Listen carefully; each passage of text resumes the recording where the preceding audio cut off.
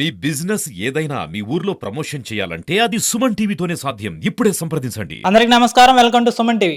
YCP నేత మాజీ MLA Vallabhaneni Vamsi ఈరోజు ఉదయం పోలీసులతో అరెస్ట్ అయ్యారు. ఆ అరెస్ట్ గురించి మరింత సమాచారం, పల్నాడు ప్రజల యొక్క రియాక్షన్ ఎలా ఉందో అనేది తెలుసుకునే ప్రయత్నం చేద్దాం. సార్, వల్లభనేని వంశీ గారి యొక్క అరెస్ట్ని మీరు ఎలా భావిస్తున్నారండి? రాజకీయాల్లో విలువలతో కూడినటువంటి రాజకీయాలు చేయడం అనేది రాజకీయాల్లో ఉన్నటువంటి వ్యక్తులకు ఎవరికైనా అవసరమే. అలాంటి విలువలు లేనటువంటి వ్యక్తి ఎవరంటే వాళ్ళు వల్లభనేని వంశీ. ఎందుకంటే తెలుగుదేశం తరపున అతను పార్లమెంటు సభ్యుడిగా అనేక సార్లు ఎమ్మెల్యేగా గెలిచి అతని అవసరం కోసం, అతని ఆస్తులు కాపాడటం కోసం తెలుగుదేశం మీద ఒక బురద జల్లి పార్టీని బొస్టు పెట్టించాలి అని చెప్పేసి అని ఏకైక లక్ష్యంతో జగన్కి పావుగా మారి ఎవరు కూడా రాజకీయాల్లో వాడకూడని భాష, అబండాలు వేయటం కానీ, ఎవరైతే వాడకూడని భాషని వాడి కుటుంబాల్లో ఉన్నటువంటి కుటుంబాలను చిచ్చుపెట్టి ఎంతో వేదనకు గురి చేసినటువంటి అలాంటి వ్యక్తికి ఇవాళ ఇప్పుడు దాకా అరెస్ట్ చేయకుండా ఉండటం కూడా అది నిజంగా తెలుగుదేశం పార్టీ అసమర్థత. తెలుగుదేశం పార్టీ ఇప్పటికైనా కానీ కళ్ళు తెరిచి చట్టం తన పని తాను చేసింది కాబట్టి వాడికి శిక్ష పడాల్సినటువంటి అవసరం ఉందని చెప్పేసి ఈ సందర్భంగా తెలియజేస్తాను. ఇది కక్ష సాధింపుగా మీరు భావిస్తున్నారు? కక్ష సాధింపు కానే కాదు. గత 5 సంవత్సరాల్లో వాళ్ళు చేసినటువంటి పనులు ఎటువంటి సంబంధం లేనటువంటి వ్యక్తుల్ని వాళ్ళ అవసరం కోసం, వాళ్ళ రాజకీయ ప్రయోజనాల కోసం, వాళ్ళ ఆస్తులను దోచుకోవటం కోసం ఇష్టం వచ్చినటువంటి తప్పుడు కేసులు పెట్టి ఇవాళ 5 సంవత్సరాలు కూడా ఆంధ్రప్రదేశ్ను అల్లకొల్లాలం చేసినటువంటి చరిత్ర ఎవరికైతే ఉందంటే వైఎస్ఆర్ పార్టీకి ఉంది. ఇవాళ గవర్నమెంట్ వచ్చిన తర్వాత తెలుగుదేశం పార్టీ వాళ్ళు నిజంగా తెలుగుదేశం పార్టీ వాళ్ళని కొట్టినా గానీ కేసులు పెట్టనీయకుండా ఇవాళ ఈ రాష్ట్రం అభివృద్ధి చెందాలి అంటే అరాచకంగా ఉంటే అభివృద్ధి చెందదు అని చెప్పేసి అనేటటువంటి ఏకైక లక్ష్యంతో ఇవాళ ఈ రాష్ట్రంలో శాంతిని నెలకొల్పుతున్నది తెలుగుదేశం పార్టీ. అంతేగాని కక్ష సాధింపు చర్య కాదు.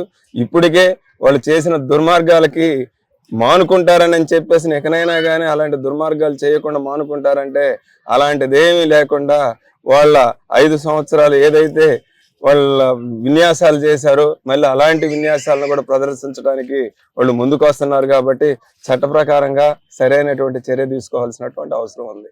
గన్నవరంలోని తెలుగుదేశం పార్టీ కార్యాలయం పైన దాడి జరిగిన విషయం తెలిసిందే. దాని పట్ల అభిప్రాయం ఏంటి? దాని వెనుక ఉందంటారా వల్లభనేని వంశీ? ఇప్పుడు ఆయన ఉన్నటువంటి కాన్స్టిట్యున్సీలో ఒక పార్టీ ఆఫీస్ మీద దాడి జరిగింది అని అంటే అక్కడ ఉన్నటువంటి స్థానిక రాజకీయ నాయకులు, స్థానిక ఎమ్మెల్యే ప్రభావం లేకుండా ఎలా జరుగుద్దండి? దగ్గరుండి అతనికి సంబంధించిన మనుషుల్ని ఆ రోజు పార్టీ ఆఫీస్ మీదకి పంపించి పార్టీ ఆఫీస్ని తగలబెట్టి ఇష్టం వచ్చినట్టు కొట్టి అక్కడ చూడటానికి వెళ్ళినటువంటి స్టేట్ నాయకులను బండ్లు తగలబెట్టి స్టేట్ నాయకులను కూడా అక్కడికి రానివ్వకుండా అరాచకత్వం చేసి భయభ్రాంతులకు గురి చేసినటువంటి పరిస్థితుల్ని ఆ రోజు అందరూ గమనించున్నారు. వాళ్ళు చేసిన అరాచకత్వానికి కొంతైనా కానీ ఇలా వాళ్ళని చట్ట ప్రకారంగా చర్య తీసుకోకపోతే వాళ్ళని కట్టడి చేయడం అనేది కష్టం. ఇలా తప్పనిసరి ఇవాళ ఇప్పటికైనా చేసింది కాబట్టి ప్రజలు సంతోషిస్తున్నారు. ఈ అరెస్టు మంచిదే, చాలా మంచి పని చేశారు. అతను ఇంతకుముందు చేసిన దాడులు అయితే అయినా కానీ అక్రమంగా ఎట్టబెడితే అట రోతగా మాట్లాడటం కానీ ఎన్నో తప్పులు చేశారు. చేయటం మంచిదే, అరెస్ట్ చేయటం. అతను చేసిన దానికి కష్టం తన పని తను చేసుకుంటూ పోతుంది. తీసుకుని విలువలు తీసేశారు వాళ్ళు. వాడిని భాష అయితే అయితే అది కరెక్ట్ కాదు. అట్లాంటి వాళ్ళు అసలు రాజకీయాల్లో ఉండకూడదు కూడా. ఒక సామాన్యుడు మానవుడే అట్లాంటి మాటలు మాట్లాడరు.